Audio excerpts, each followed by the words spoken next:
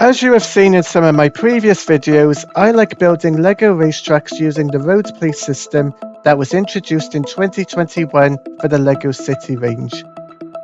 My previous designs have all featured downward slopes to allow my LEGO vehicles to race each other, being powered only by gravity.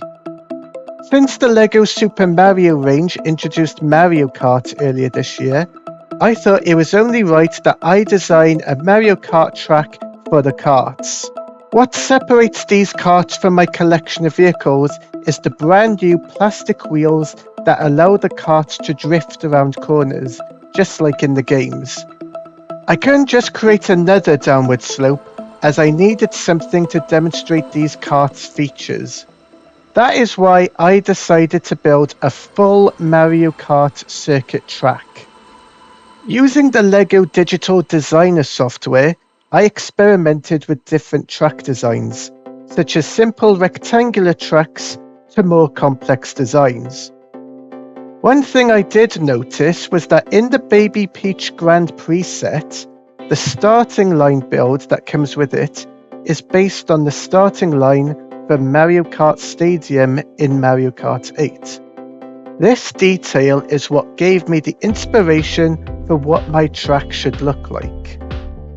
I started to plan out a design in Digital Designer, trying to make the track as faithful to the game's design whilst also making it easy to build and using the pieces I already owned.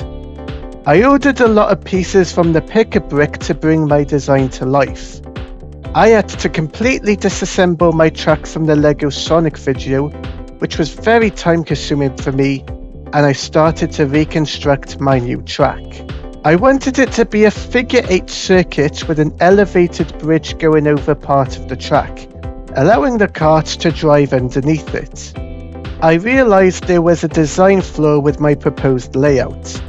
The lattice tower supports I ordered to raise the track were smaller than some of the karts, such as Lemmy and Donkey Kong. There was no way they were going to be able to drive under the bridge. So, I had to make some adjustments to my track design, while still trying to keep as close as possible to my original design. I opted to move the elevated section and created an intersected route. This would allow all the karts to traverse the track without any issues. Since the elevated portion of the track was fragile, I reinforced the underside of the track using the long Technic pieces from my previous track design. This made it stronger and it was able to support the karts driving on top. I was able to create a ramp to connect the ground level of the track with the elevated section by using some hinged pieces, allowing me to create one solid piece of track. I placed some light blue roof tile pieces at the end of the raised section to simulate the jump ramp towards the end of the game's track. This also meant the karts could use the glider attachment to float to the ground level. The track was now complete. All that was left was to add decoration to it. If you look closely towards the left side of the starting grid in-game, you will see Mario's pit area with a spare standard kart being worked on. I decided to incorporate this into my track by using the car lift from the Toad Workshop set and Mario's standard kart to create a pit area.